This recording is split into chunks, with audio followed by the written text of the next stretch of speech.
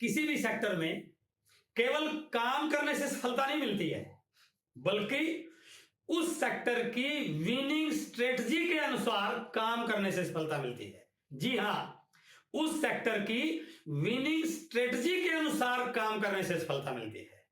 हर sector में सफल होने के लिए एक विशेष विनिंग स्ट्रेटजी होती है और आपको अपने अनुसार नहीं, बल्कि उस सेक्टर की विनिंग स्ट्रेटजी के अनुसार काम करना पड़ता है। सक्सेस का रेशो हर सेक्टर में इसलिए कम होता है कि लोग उस सेक्टर की विनिंग स्ट्रेटजी के अनुसार काम करने की बजाय अपनी स्ट्रेटजी के अनुसार, अपने तरीकों के अनुसार काम करना पसंद करते हैं। वो इस बात को मानने को तैयार ही नहीं कि सफलता चाहिए तो मुझे इस सेक्टर की विनिंग स्ट्रेटजी के अनुसार काम करना पड़ेगा। इसलिए जो लोग अपने काम को, अपने एक्शंस को, अपनी प्लानिंग को उस सेक्टर की विनिंग स्ट्रेटजी के अनुसार चेंज कर लेते हैं, वो उस सेक्टर के टॉप अचीवर बनते हैं। जो लोग उस विनिंग स्ट्रेटजी के अनुसार अपने काम को नहीं बदलते, अपने तरीकों को नहीं बदलते, वो इस सेक्टर में एवरेज या बिलो एवरेज परफॉर्मर रहते हैं। डायरेक्ट सेलिंग में भी कामयाब होने के लिए डायरेक्ट सेलिंग इंडस्ट्री की विनिंग स्ट्रेटजी के अनुसार काम करना पड़ेगा। क्या है डायरेक्ट सेलिंग की विनिंग स्ट्रेटजी? इस पर बात करने के लिए मैं आपके साथ आज 4 विनिंग स्ट्रेटजी पर बात करना चाहूंगा। हर सेक्टर में, आप किसी भी सेक्टर से बिलोंग करते हैं, ये 4 विनिंग स्ट्रेटजी ही होती हैं सर। यदि आप उस सेक्टर में उस सेक्टर की विनिंग स्ट्रेटजी के अनुसार काम करना शुरू कर देंगे तो 100% आपको सफलता मिलेगी ही मिलेगी। इसलिए आज का टॉपिक है डायरेक्ट सेलिंग में कामयाबी का मंत्र क्या है। और कामयाबी का मंत्र यही है कि आपको डायरेक्ट सेलिंग की विनिंग स्ट्रेटजी के अनुसार काम करना पड़ेगा। तो आइए जानते हैं डायरेक्ट सेलिंग की विनिंग स्ट्रेटजी। इस दुनिया में हर सेक्टर के लिए 4 स्ट्रेटजी बनी हुई है सर। सबसे पहली स्ट्रेटजी है विन लूज, अर्थात सामने वाले को हराकर जीतना। यदि आप स्पोर्ट्स में हैं तो आप जब तक सामने वाले को हराने की स्ट्रेटजी पे काम नहीं करोगे तब तक आप जीत ही नहीं सकते हैं। इसलिए स्पोर्ट्स में विन लूज स्ट्रेटजी काम करती है। आप ट्रेडिशनल बिजनेस में हैं, आपके बगल में एक दुकान है, उसी प्रकार के प्रोडक्ट वो बेचता है जिस प्रकार के प्रोडक्ट की आपकी दुकान है। यदि आप अपनी बगल वाले दुकान के बारे में लोगों को कहोगे वो बहुत अच्छे प्रोडक्ट बेचता है, मेरे से भी अच्छे दाम पे देता है, मेरे से भी ज्यादा क्वालिटी का देता है, तो फिर लोग आपकी दुकान पर नहीं आएंगे। तो वहां पर भी आपको क्या स्ट्रेटजी अपनानी पड़ेगी? Win loose. पॉलिटिक्स में, यदि आप पॉलिटिक्स में हैं तो आप सामने वाले की पार्टी की अच्छाई को बता करके अपनी पार्टी को नहीं जिता सकते। तो आपको हर हालत में सामने वाले व्यक्ति की पार्टी की पॉलिसीज को गलत बताना होता है, अर्थात आप सामने वाले को हरा करके ही जीतते हैं। इसलिए पॉलिटिक्स में, ट्रेडिशनल बिजनेस में, स्पोर्ट्स में विन लूज की स्ट्रेटजी काम करती है। बट डायरेक्ट सेलिंग में यह स्ट्रेटजी कभी भी काम नहीं करती। इसलिए यदि आपको डायरेक्ट सेलिंग में कामयाब होना है तो आपको इस स्ट्रेटजी को छोड़ना पड़ेगा।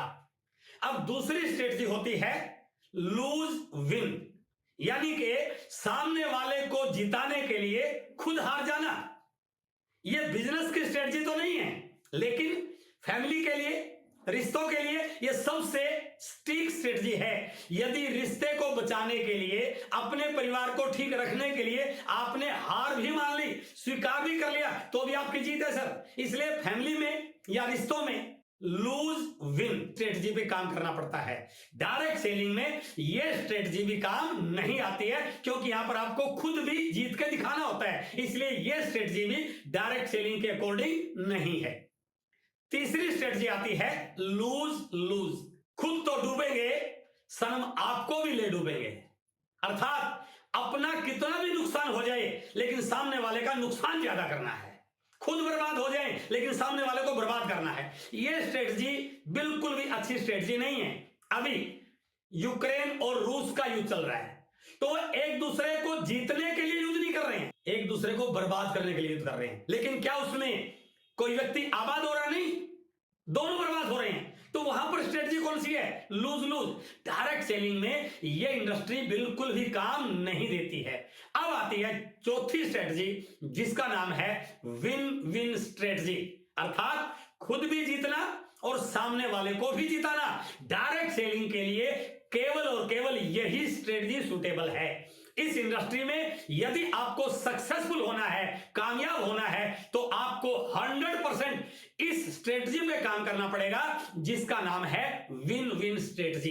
अर्थात जब तक आप लोगों को जिताने के लिए, लीडर्स को जिताने के लिए, अपनी टीम को जिताने के लिए, अपनी टीम को सक्सेसफुल बनाने के लिए काम नहीं करोगे, तब तक आप जीतने वाले नहीं हैं। इस इंडस्ट्री की सारी एक्टिविटी विन विन स्ट्रेटजी पर आधारित होती है। आप रिटेलिंग में काम करना चाहते हैं, आपने किसी को प्रोडक्ट दिया, आपका भाव केवल प्रोडक्ट सेल करना नहीं होना चाहिए। आपका भाव यह होना चाहिए कि इस प्रोडक्ट से इस व्यक्ति की हेल्थ पर यह पॉजिटिव इंपैक्ट आएगा, और यदि उसकी हेल्थ पर पॉजिटिव इंपैक्ट आया तो वो 4 लोगों को रिकमेंड करेगा। तो यहां पर भी कौन सी स्ट्रेटजी हुई? Win win. आपने टीम क्रिएट की, अपने टीम के लीडर्स को आगे बढ़ाने के लिए आपकी क्या स्ट्रेटजी है, यह आपका भाव होना चाहिए। तो इस डायरेक्ट सेलिंग इंडस्ट्री में यह विन विन स्ट्रेटजी काम करती है, क्योंकि जब तक आप सामने वाले के लिए काम नहीं करोगे, सामने वाला आपके लिए दुआ नहीं करेगा सर, सामने वाला आपके लिए ब्लेसिंग्स नहीं देगा। जिस दिन आपकी टीम के लोग आपके लिए दुआ मांगने लग गए, तो समझ लेना आप कामयाब होगे, और वो दुआ आपके लिए तब करेंगे जब आप उनके लिए काम करोगे। इस विन विन स्ट्रेटजी से रिलेटेड एग्जांपल मैं आपके बीच में कोट करना चाहूंगा। एक बहुत अच्छा रेस्टोरेंट था, उस रेस्टोरेंट के खाने की क्वालिटी बहुत लाजवाब थी, लोग उसके खाने को पसंद करते थे, उन लोगों का बड़ा वेलकम करता, बड़ा अच्छे डील करता, उसके रेट बहुत अच्छे थे, खाने की क्वालिटी बहुत जोरदार थी। तो उसके रेस्टोरेंट में खाने वालों की भीड़ रहती थी। एक व्यक्ति उसके रेस्टोरेंट का परमानेंट कस्टमर था, कई साल से उसके रेस्टोरेंट में रेगुलर खाना खाता था।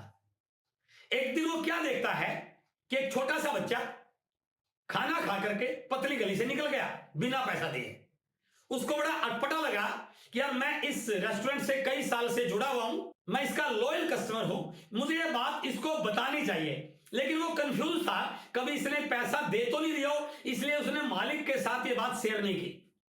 अगले दिन फिर वो खाना खाने आया और फिर उसी चीज को उसने रिपीट होते देखा। उस दिन फिर क्या देखता है कि वो लड़का खाना खाता है और खाना खा के बिना बिल दिए वापस बाहर निकल जाता है। अब उससे रहा नहीं गया, वो रेस्टोरेंट के मालिक के पास गया और उसने जाके बताया कि सर आपके यहां पर कुछ गड़बड़ हो रही है। आज मैंने एक लड़के को आपके रेस्टोरेंट में खाना खाते देखा और वो बिना बिल दिए निकल गया।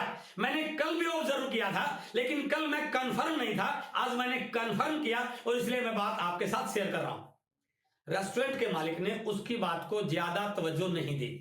उसने कहा सर छोड़िए, ऐसा होता नहीं हमारे यहाँ पे। वो व्यक्ति बड़ा सरप्राइज किया, मैंने देखा, मैं इसके भले की बात कर रहा हूं, फिर भी मेरी बात को नहीं मान रहा।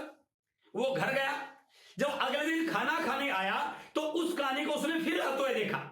वो लड़का फिर उस रेस्टोरेंट में खाना खाता है, बिना बिल दिए निकल जाता है, और वो व्यक्ति अपनी बात को सही साबित करने के लिए फिर रेस्टोरेंट के मालिक के पास जाता है और उसको जाके बताता है कि कल आपने मेरी बात पे ध्यान नहीं दिया। आज फिर वही घटना घटी। वो लड़का फिर आया, उसने खाना खाया और वो खाना खाकर बिना बिल दिए निकल गया। उस रेस्टोरेंट के मालिक ने आज भी उसकी बात को इग्नोर किया। उसने कहा सर आपके गलतफहमी हुई है, हमारे यहां ऐसा होता नहीं है, आप छोड़िए इस बात को।